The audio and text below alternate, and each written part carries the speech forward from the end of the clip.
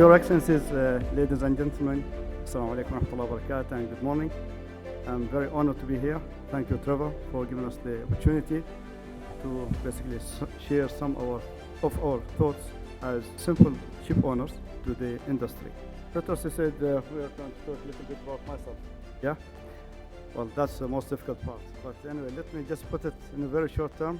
As an ESG approach from ASYAD, we managed to put both shipping and dry docks under one management. That is basically our definition of going ESG. Reducing cost, reducing carbon by having less people working for the environment and being more lean. I started in the industry I guess it's a long time ago, but perhaps there are so many people here who are much more senior than I am. It was in second half of the 90s, so in 1996. This is where I started my, school, if I may say, and then going all the way and being the CEO of shipping and dry dock of the national company in Oman. So today I'll try to basically go into the little bit to find out a common language between us and ship financiers, because we normally speak a little bit of a different language. And for that reason, I brought my finance team here with me, so that if I start to talk a different language, then they'll always shout, stop there. So Ahmed, please just be prepared. Yeah? So where does it start? We have a lot of challenges, we have a lot of opportunities, of course, but then it goes both for the ship financiers as well for the ship owners or ship managers. And you will notice throughout the presentation that there's a commonality between the two areas. And we normally go through same challenges with from different angles mainly. So today when we talk about, especially after the post-pandemic situation, it's a little bit different than before. And the financial market of shipping is witnessing a great expansion as well as great challenges, including geopolitical challenges. The last one of them is, of course, the situation in the Red Sea, where you could see that things just keep going against shipping. Initially we started with COVID-19, then issues, or before that, even it's the Russian-Ukraine conflict, COVID-19. Now we're going through the Red Sea dilemma, and we don't know when this is going to stop. I believe in 2021, somehow somebody was doing the Maritime standard did actually anticipate that we are going to go through a very difficult time. So congratulations, Trevor. I think you started to bring people who can foresee the future. Okay. And then, of course, we have a lot of things to be done in terms of the recovery for the post-pandemic. And this is basically because we are recovering. I mean, again, every challenge, we have a lot of opportunities. And it's seen that ship owners and ship managers are very innovative. And our innovation doesn't just go for operating our ships, but also how we can move around all these different challenges, including financing challenges. There's also the environmental hurdles that it keeps coming every now and then, a lot of regulations. And as we always say, from our side, of course, environment is very important for us, but our survival is also important. We need to think about it, so we can balance between looking after our environment for the future generations, as well as looking after our business and making sure it is sustainable for the future generation as well. Last but not least is basically what is our prospect for the future in terms of growth, and whether green shipping has to start from today. Do we need to start with renewables and basically green fuel from today? Shall we wait until 2030, or shall we wait till 2050 when the net zero thing, or is it 2070? There's no right answer as of today, simply because the technology is not there, infrastructure is not yet there. So there are a lot of challenges that keeps coming. However, things are moving, so we are not also stopping. And for banks, from our view, and this is here, I'm not reflecting on banks, because I'm not a banker, I'm not a financer, I'm engineer by profession. But banks are also facing challenges in terms of reevaluating their views on ship financing, and also in response to the sustainability and to the ESG approach. There's, of course, the ESG criteria by itself is quite strict, and it goes across the board. So it's not only limited for a certain company or two. It actually goes all the way. And we could see it now. There's a lot of moves coming up. And then we have to align with the green objectives, or they have to align. Sorry, Ahmed, I'm not a banker again. So it's just they have to align with the green objectives, because again, banks are also required, because when I say ESG and the sustainability approach is not only focused on shipping or on industries, but also on banks and schools and so on and so forth. So everyone has to adapt to that challenge. Then again, going back to the owner's perspective in terms of ship financing, what are the challenges that we are facing today? Of course, there's a lot of things coming up. Let me just give you one simple thing. It's Basel IV, for example, the agreement, where it made it very difficult for the conventional banks or for the banks to give conventional financing. So it's basically a challenge for small and medium ship owners and companies, and new companies. And again, do we need to go into a sustainable business model? What is the right ship to be invested in? What is the right segment to go for? Are we going just only for maybe going for energy, or is it also for cargo, for containers, for other stuff, or for bulk? These are things that we keep asking ourselves every now and then. For ASYAD Shipping, for example, we have a very diversified fleet.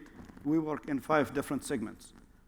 And we have a strategy to basically expand in all 5 segments. But the question that always comes, what comes first? Where do we need to put our money first? Is it in LNG? Is it on VLCCs? Maybe bulk carriers, container ships, or petrochemicals, and these sort of things keep coming up. Are we going to methanol ships? Are we going into like ammonia ships? Maybe in the future, hydrogen. And everything comes with a price, of course. And then, of course, we need to adapt to the market dynamics, which again coincide with the same question: which segment do we need to invest in first?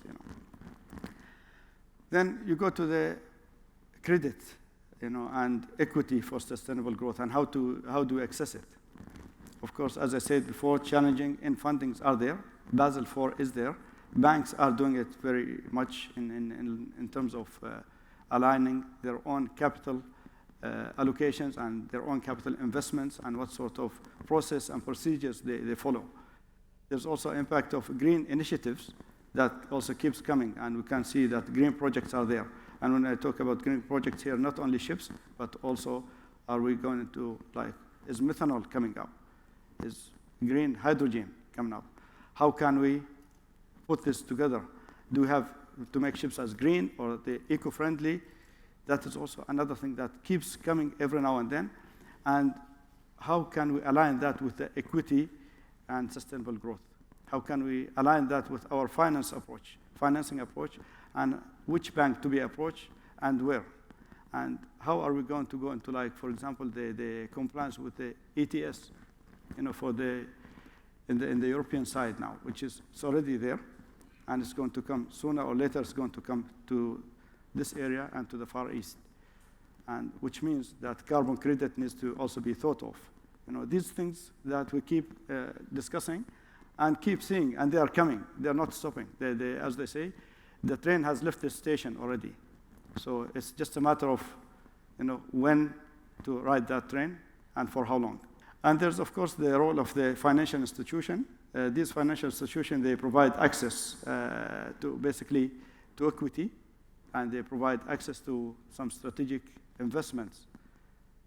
And question here, and I keep raising questions because basically to think of from the shipping side, what would be the best approach and whom to tie up with? These are things that we need to look at.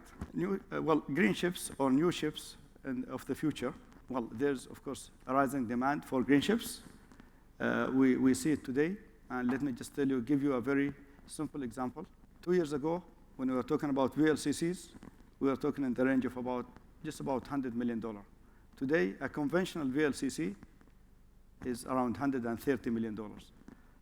A green type of or a dual fuel VLCC is in the range of $147 to $150 million. And then when you think about it, about your investment return, how much are you going to get this for? And it's for 25 years. Okay, maybe by now, of course, we are saying this, and the ship is not going to be delivered before the 2027, 2028. So you need to wait for another 2 to 3 years to get your ship, and then operate it for maybe 20 years to 25 years.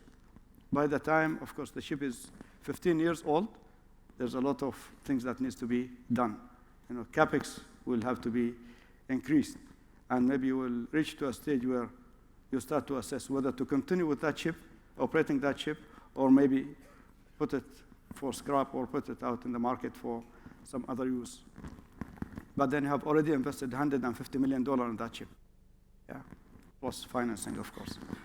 So very difficult questions that has to be, well, questions that have to be asked, and answers needs to be also found out. There's sustainability criteria in financing. As I said before, though for us, shipping, we are going through this dilemma, but also the banks are going through the dilemma and trying to find out what is the best way of doing that finance. They also need to be seen as green as possible.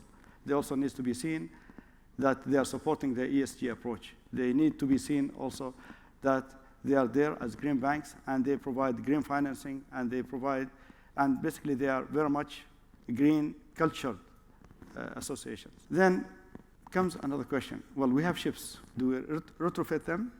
And here comes whether it's how old is that ship, and how much do I need to basically invest. I can see my friend here from Barcelona.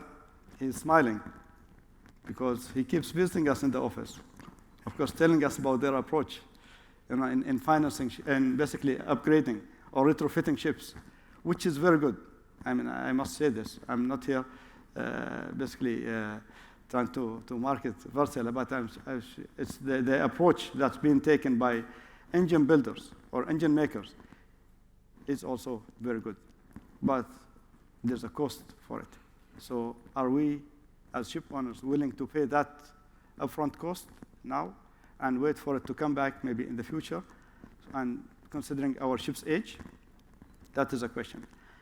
And also maybe to upgrade the same mid-age tonnage, which lies within the same argument for that one. But it's the investment and the environmental impact is important for that one. So there are also risk mitigation to do that. And for banks, they need, of course, to navigate through the areas, the regulatory things. There are strategies for that risk mitigation. And these, when I say strategies here, I also consider Basel IV, because banks need to adjust to the new financing infrastructure thing and the arrangement. And there's also the role of capital, or, well, it's basically alternative capital providers. And this is where I see ship owners are becoming very innovative, because now, if the bank is not financing, then we go for somebody else. There's peer-to-peer lending. There's the lease agreements or arrangements. So these are things that we ship owners have to look into, and finding alternative capital providers is very important. And again, it shows how innovative ship owners are. No matter what the challenge is, we will always find a solution. And that is a very good news. So though we have a lot of challenges, I'm sure and certain that we will never stop thinking about, or outside the box, about finding new solutions. Last but not least, I would conclude my presentation by saying that for us, it's important to have a very good collaboration with the financiers, trying to find a common ground where we speak the same language, so that the banks don't suffer the same way we suffer. And if they're happy, then we should be happy, of course. But if they're not happy, then life becomes quite difficult. Yet we will survive. This is my message to the audience here. Thank you very much.